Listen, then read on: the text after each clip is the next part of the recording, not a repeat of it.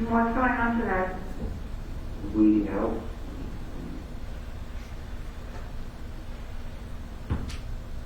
I killed my girlfriend after I caught her cheating on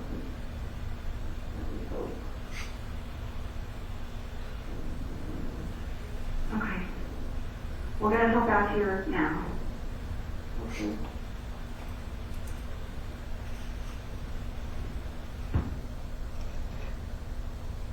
Okay, how old are you, sir? I'm 3. Where are you right now? I'm in November, going down. Okay, what's your name, sir? Blake.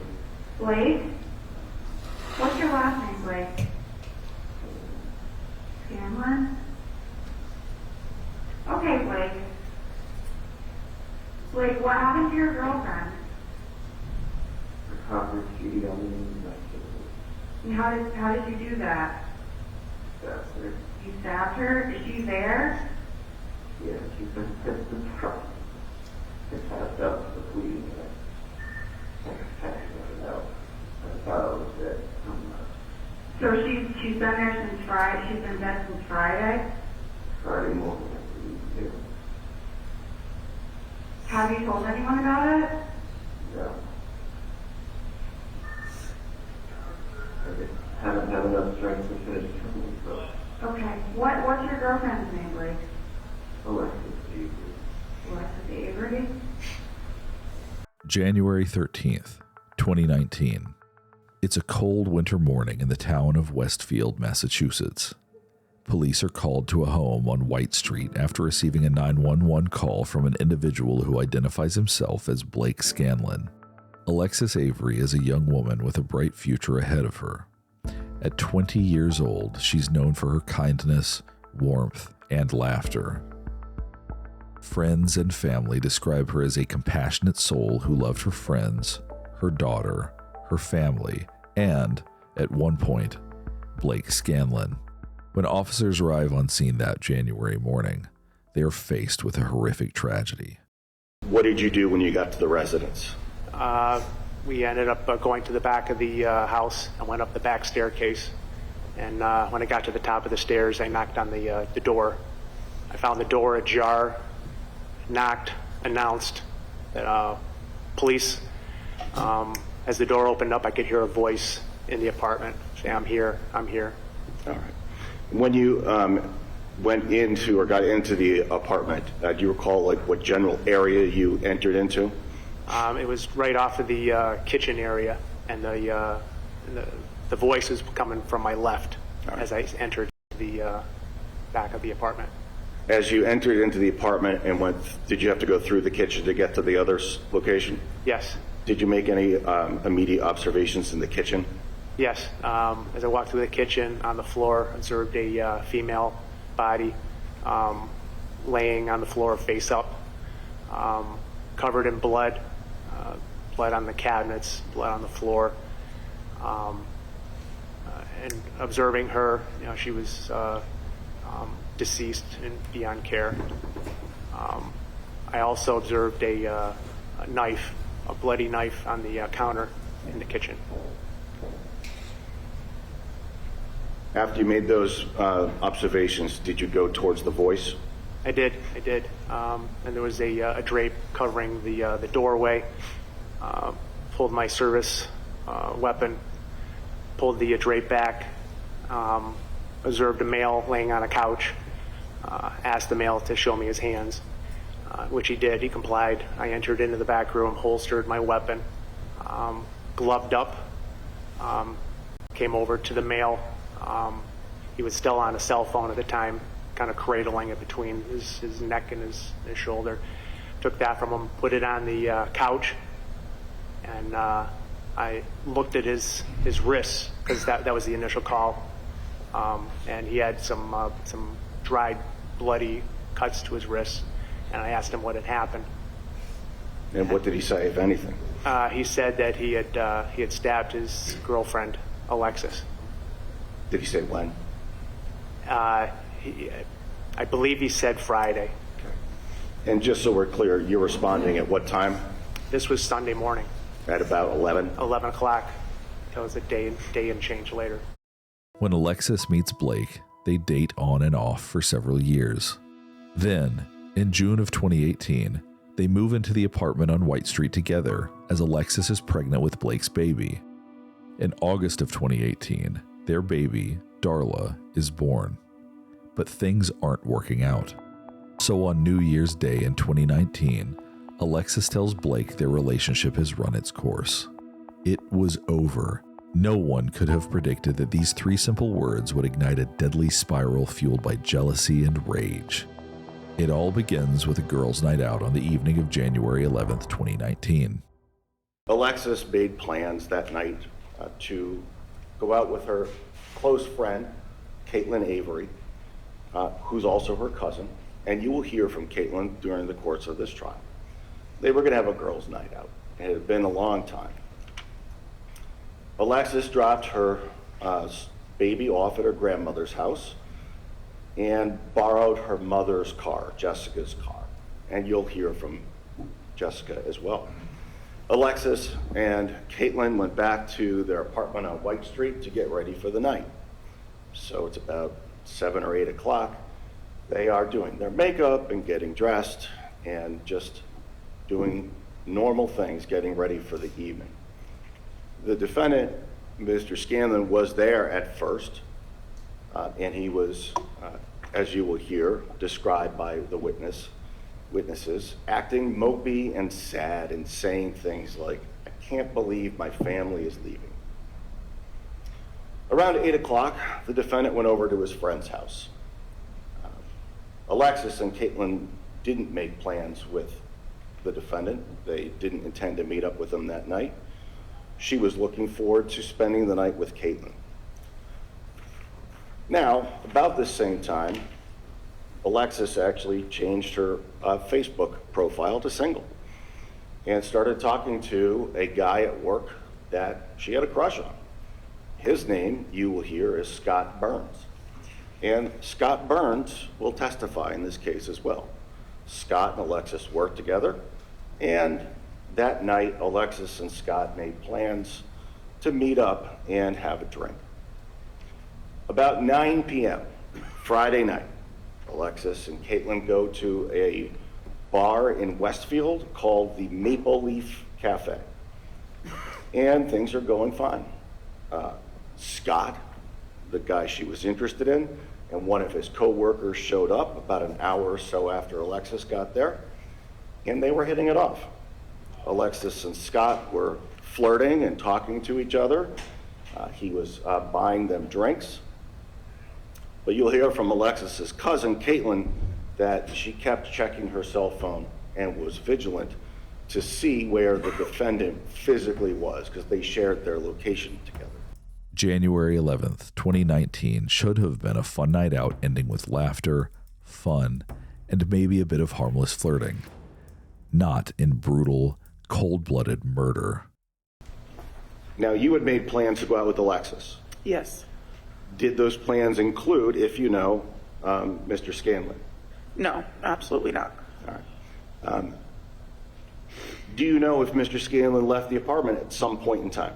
Yeah, while me and Alexis were getting ready, he did leave probably around, 8 approximately maybe. Sure. All right. So sometime around 8, he left. Yeah. And again, in whose car? And Alexis's Cobalt. And the two of you are still getting ready? Yes.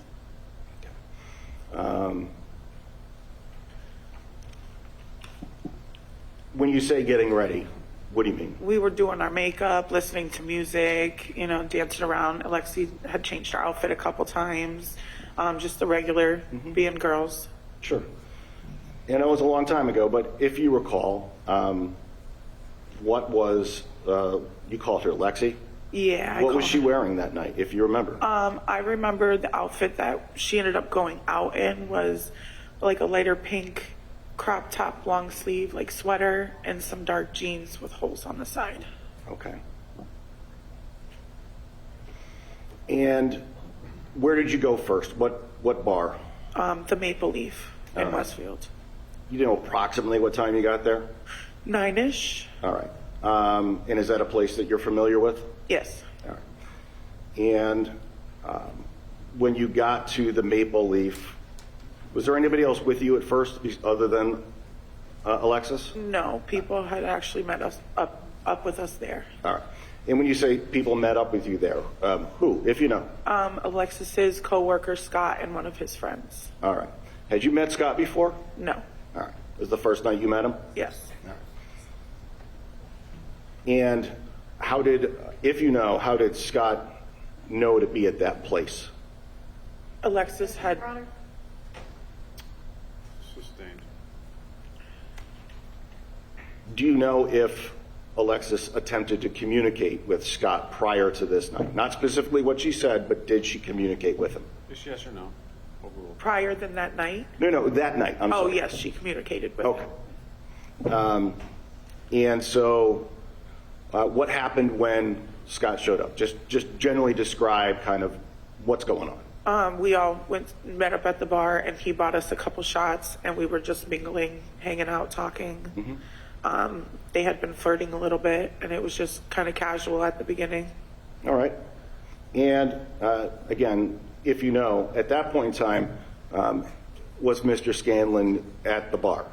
Not when we first got there. Okay. Was Alexis doing anything with her phone? Yeah, Alexis was very adamant to keep checking her location because her and Blake shared their locations. It's overruled. May we approach? Sure. No one expected that Blake would show up at the bar that night, uninvited and unannounced, casting a dark shadow over what was meant to be a carefree evening. Now, I want to just continue with the night. How are things going with Alexis and Scott? They started flirting a bit more. We had taken a few shots apiece, and they did start kissing at the end of the bar, just kind of feeling each other out. And did you see the defendant at that bar at any point in time during that night? Yeah, after I noticed Lexi and Scott had started, flirting a bit more, there was a point where I seen Blake and one of his friends walk in to the bar, so I ran straight up to Alexis and told her, like, we gotta go, Blake's here. Okay. And what was, specifically when you say flirting and getting along, what did you see Alexis and Scott doing at the bar? Like hugging up on each other, flirting, complimenting each other, laughing, kissing, stuff like that. Okay. Did you go to another place? We did. All right. After Go ahead. After he showed up there, we went to go leave, and we decided to go to a different bar so we could avoid any issues. Where did you decide to go to? To the Whip. All right. Did you tell Mr. Scanlon where you were going? No. Did you or Alexis, if you know, tell Scott where you were going? Yes. Overruled.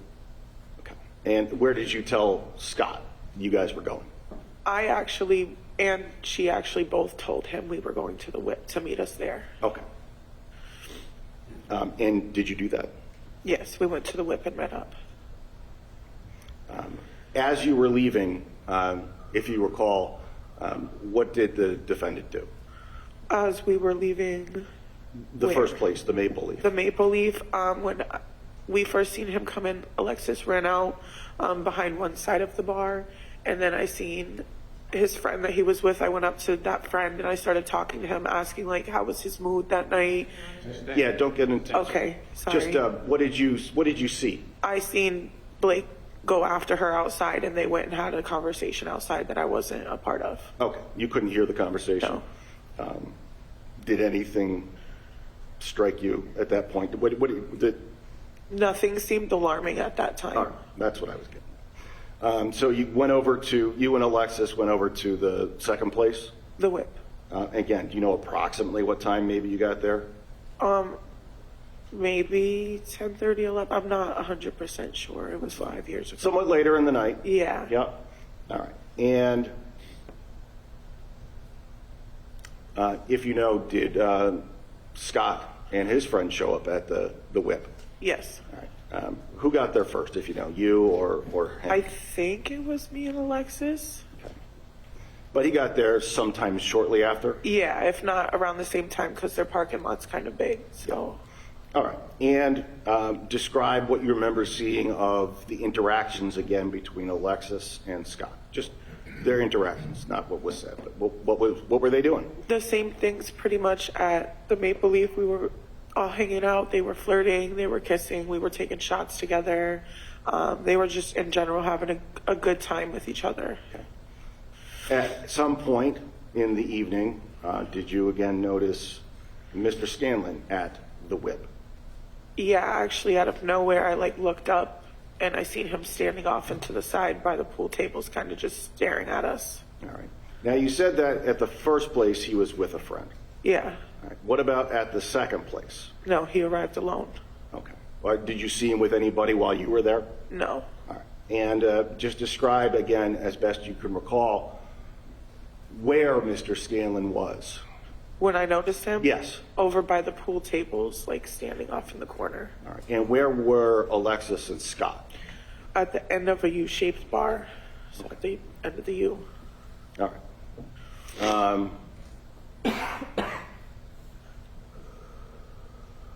Did you talk to Mr. Scanlon? I did. And did you initiate that conversation? I did. How did you do that? When I noticed him standing there and he went to come over and talk to Alexis and ask her, what was going on, who was Scott. Alexis introduced Scott to him and said, "This is my coworker, Scott." And then I had pulled Blake out to the patio and I told him, "What are you doing? This isn't going to, help anything." So that's sustained as to what she said. Ask the next question. But you had a conversation with him outside on the patio? Yes. All right. What did he say to you? Hold on, I'm sorry. I remember having the conversation with him, and then as I was telling him whatever, he looked over and seen Alexis and Scott hugging, and he said, "Why the f- are they hugging like that?" Okay. And if he keeps seeing that, he was going to fuck him up. So now I want to jump forward to about 1 o'clock in the morning or so. Did you have eyes on Alexis at this point? Could you see her in the bar? No, All right. Did you know where she was at that time? I did not. All right. Was the defendant still at the bar? Yes, Did he ask you any questions about Alexis? he did. He was asking me where she was and what she was doing, and I showed him my phone that I was calling her right in front of him. Look, she's not answering me either. I don't know where she's at. Okay. And you were trying to locate her? Yes. And why is that? She was my ride home, and because it's my little cousin, I want to know what's going on with her. Yep. Did you find her to get a ride home that night? I did not. I'm sorry? I did not. Okay.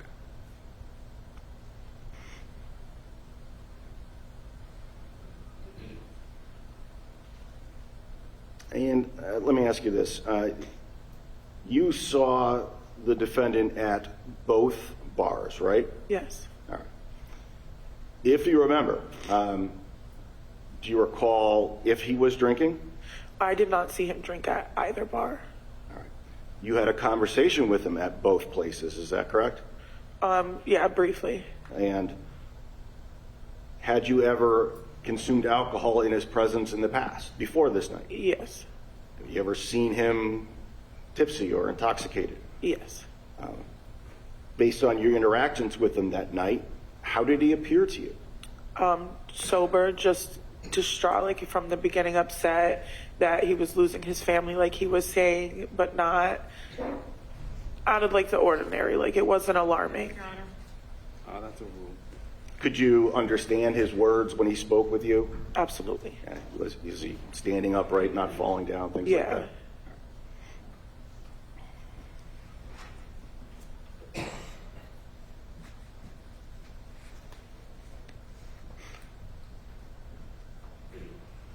Did you ever see Alexis again after that night? I did not. As the night progressed, Alexis and her work crush Scott Burns continued to hit it off, all under the watch of Blake Scanlon's jealous gaze. So just describe what you and Alexis were doing. just kind of in general, what were you doing at the bar? We were just hanging out, talking, hanging out with work friends. Okay. Do you know approximately, again, it's a long time ago, what time you got to the Maple Leaf? I would say 9:30. Okay. And while you were there, you mentioned that you were talking to Alexis. Did you call her? You called her Lexi? at that Lexi. time? And how did she seem while you were having these talks and conversations with her? She seemed, okay. I know she was kind of on the lookout for her ex-boyfriend. At some point while you were at the Maple Leaf, did things progress a little bit between you and Lexi? Yes. And just describe what you mean by that. We just started flirting and we ended up kissing. Okay. And where were you in the bar, if you remember? I believe we were at the bar. And again, do you recall seeing Mr. Scanlon at that bar? I believe he was there at some point, yes. All right. But again, you don't really know him, right? Correct. At some point in the evening, did you and Lexi go outside of the bar? Yes. And where did you go? To my truck. All right. Just briefly, what kind of truck was it? Just so we have an idea. F-150. All right. 2 doors, 4 doors? 4-door. Crew cab, I believe. Okay. And when you went out into the truck, what happened? We were continuing flirting and we ended up having sex. Okay. Where were you in the truck? Just so I know. Front, back? Back seat. All right. And what happened as this was occurring? The front driver's side door, or the front passenger side door opened. And tell me what you saw. There was a guy standing there. We kind of separated ourselves and... You and Lexi? Correct. And did that guy say anything? Just to grab her stuff and to go. Did he say anything to you specifically? No, I do not think so. All right. Later that evening, Blake Scanlon would make his way to Alexis's apartment, his mind set on a dark objective that would shatter lives before the night was through. Blake Scanlon's record was spotless. No criminal history, not even a list of traffic violations. To confirm, we used truthfinder.com, a subscription-based service that allows us to access public records quickly and easily. We simply typed in his name and the city where he lived, and within seconds, Truthfinder provided possible contact information, location history, and more. Everything pointed to a man with a clean past, making what happened next all the more shocking. The reports we accessed are part of the publicly available records offered by Truthfinder.com, a tool our writers and reporters at Law&Crime use to research cases and uncover real information. With a paid subscription, anyone, not just reporters, can conduct unlimited public record searches for peace of mind. You can use it to search for sex offenders in your area, learn more about your neighbors, or verify if someone you're chatting with online is who they claim to be. It's as simple as entering a name into truthfinder.com. If you're watching this episode of Law&Crime Investigates, you can get 50% off your first confidential background report at truthfinder.com/LCinvestigates. Find the link in the description below. On Saturday, January 12th, a sense of dread crept over Alexis's mom as the hours passed. Alexis hadn't shown up to pick up her daughter, and her absence felt alarmingly out of place. When was the last time that you actually saw Alexis, if you remember? Yes, it was the evening of January 11th. It was a Friday. And where did you see her? At my house. And why was she at your house? She came to borrow the car with Caitlin. Okay. Borrow whose car? My car. All right. And what kind of car was that? It was a 2007 Mazda CX-9. Do you know why she was borrowing your car that night, if you know? Yeah, like their car didn't, Caitlin's car didn't run well, and they just wanted to have like a safe, decent car for the evening. Okay. Do you recall approximately what time she came over to borrow your car? It was in the evening. I don't remember the exact time. Okay. And then Saturday, what did you do? I was at work and I was trying to get a hold of her, so I was texting her. Okay. And where was Darla on Friday night, the baby? She was at my mom's house. Okay. And does mom have a name or nickname that you called her? Wella? Saturday morning, if you know, did Alexis pick up Wella? Saturday morning, no. Okay. Was she supposed to? She was supposed to pick up the baby. At some point in time, you mentioned you tried to get in touch with I did. Alexis. Is that right? Yes. And what is your phone number, if you know? It's Is that the same number you would have had back in 2018, 2019? yes. And did you have Alexis's phone number programmed into your phone? I did. Do you happen to recall that number offhand? No, because I don't remember anybody's. Just go right to the name and dial it. I It's understand. unfortunate. If you saw it, you think it would help jog your Yes. memory? May I approach the witness, Your Honor? Yes.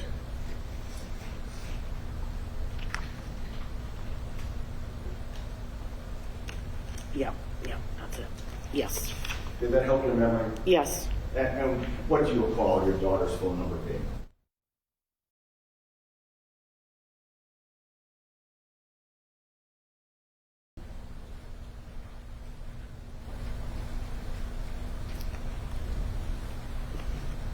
Were you ever able to physically speak with Alexis during Saturday, January 12th? No. How did you communicate with her? It was a text message. To her phone? Correct. It's not until the morning of January 13th, 2019, that the truth is revealed about what happened to Alexis that fateful January 11th evening. The crime was horrific, but Blake doesn't try to flee. According to the prosecutor, Scanlon left Alexis's body in their kitchen for over a day before finally calling 911, only doing so after receiving a text from Alexis's mother, who warned that she would contact police if she didn't hear her daughter's voice. After the killing, Blake pretended to be Alexis, responding to texts from Alexis's mother, asking her to continue watching their baby and writing, "Blake and I aren't feeling great."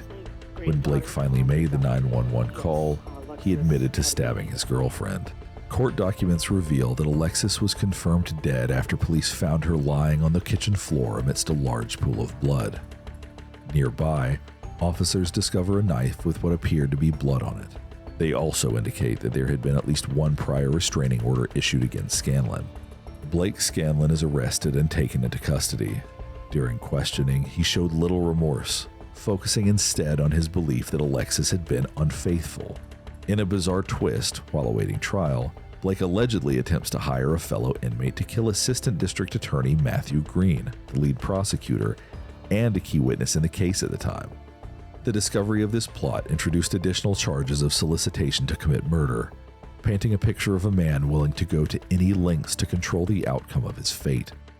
When the trial begins in early 2024, the prosecution presents a compelling case, arguing that Blake's possessiveness, obsession, and delusional jealousy led him to murder. The defense attempts to portray Blake as a man overcome by love, hoping to reduce the charge. But the jury isn't swayed. Adding to the emotional weight of the trial are victim impact statements, especially her mother's, recounting how Alexis was a bright light taken far too soon, with her memory now living on through her daughter, Darla. Every day I wake up and for a split second, I feel the hope and inspiration that a new day could bring. And then the reality of our lives hits me, and the blood instantly drains from my face and my heart drops to my stomach as I remember that Alexis is gone. It wasn't a nightmare. It is my life, truly indeed a life sentence for me. At first I wished the death penalty were an option in Mass. I wanted Blake to know his death was coming in no uncertain terms, to have a moment where he knew he only had minutes left.